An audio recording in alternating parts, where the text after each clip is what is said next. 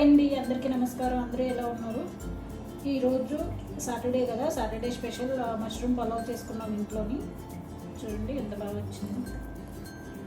So ఎప్పుడైనా Saturday పూట అన్నం కూరలు ఏం తింటాం అన్నప్పుడు ఇలా సింపుల్గా 20 మినిట్స్లో మనకి రెడీ అయిపోతుంది. ఇలా సింపుల్గా మష్రూమ్ బఠానీ పలావ్ చేసుకుంటే చాలా బాగుంటుంది. పిల్లలు కూడా ఇష్టంగా తింటారు. సో ఈ ప్రాసెస్ స్టెప్ బై స్టెప్ ఎలా చేయాలో మొత్తం చూపించాను. మేము ఈ వీడియోస్ చాలా కష్టపడి చేస్తున్నామండి. మీకు నచ్చినట్లయితే ప్లీజ్ లైక్ చేయండి, అలానే షేర్ చేసి సబ్స్క్రైబ్ చేసుకోండి.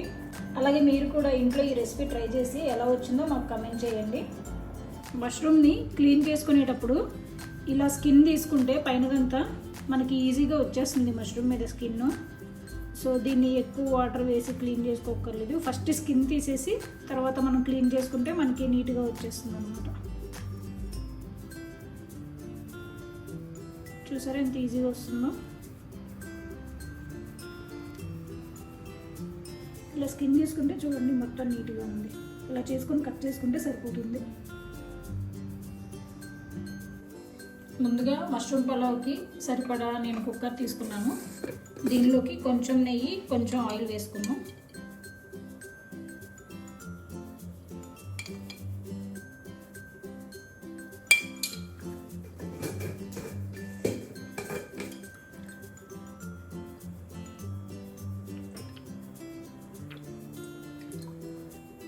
షాజీరా వేసుకున్నాం.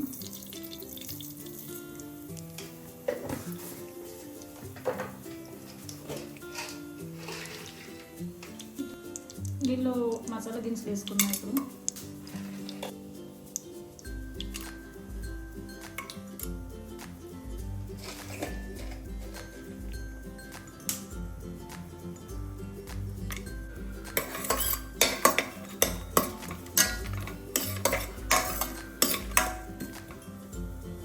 ఇప్పుడు దీనిలోకి 1 కప్పు ఆనియన్ వేసుకున్నాం.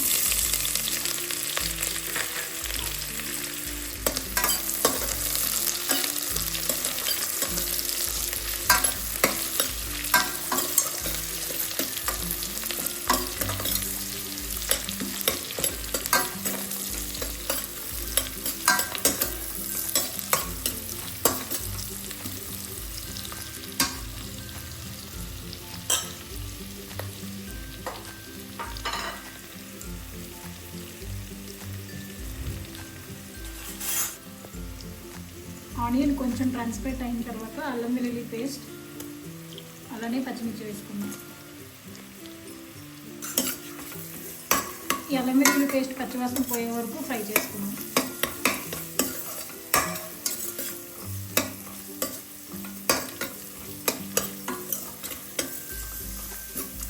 మనకు ఆనియన్స్, అల్లం వెల్లుల్లి పేస్ట్ మొత్తం పచ్చివాసన పోయాయి. దీంట్లోకి పచ్చిబటానీ వేసుకున్నాం. అలానే నీట్గా కట్ చేసుకున్న మష్రూమ్.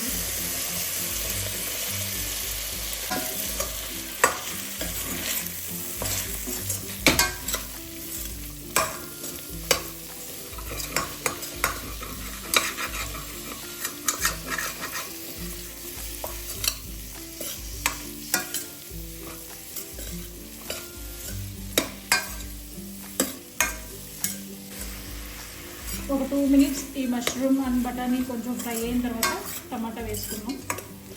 మష్రూమ్స్ మగ్గిన తర్వాత 1 కప్ టమాటా వేసుకున్నాం. ఈ టమాటా అంతా బాగా ఫ్రై అయిపోయి మెత్తగా అయిపోవాలి. అప్పటి వరకు వీటిని ఫ్రై చేసుకున్నాం.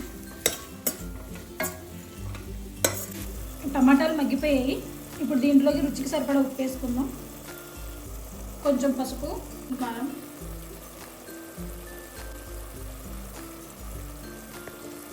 స్పూన్ ధనియాల పొడి,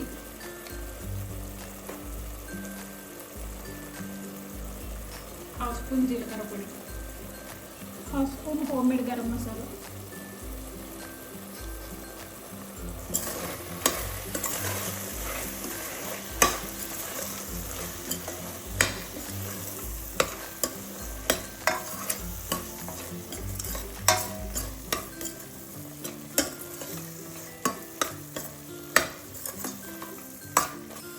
దీంట్లోకి కొంచెం పెరుగు వేసుకున్నాం.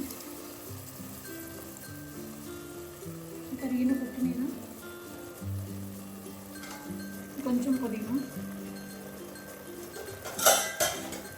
వీటిని బాగా కలుపుకుందాం.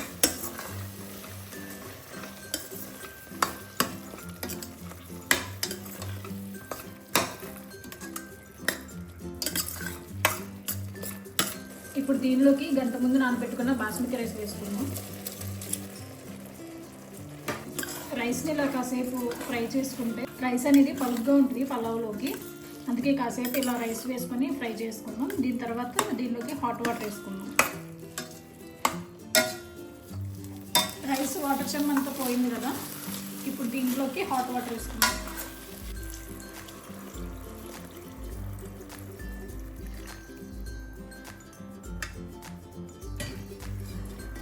హాట్ వాటర్ వేసుకుంటే మనకి పలావ్ అనేది చాలా ఫాస్ట్గా రెడీ అయిపోతుంది. ఇప్పుడు దీన్ని కుక్కర్ మూత పెట్టి 2 విజిల్స్ వచ్చే వరకు పెట్టుకుందాం.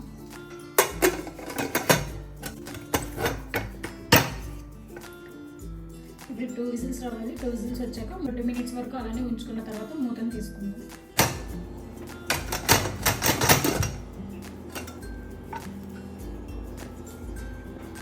పలావ్ రెడీ అయిపోయింది. చూడండి ఎంత బాగా వచ్చిందో.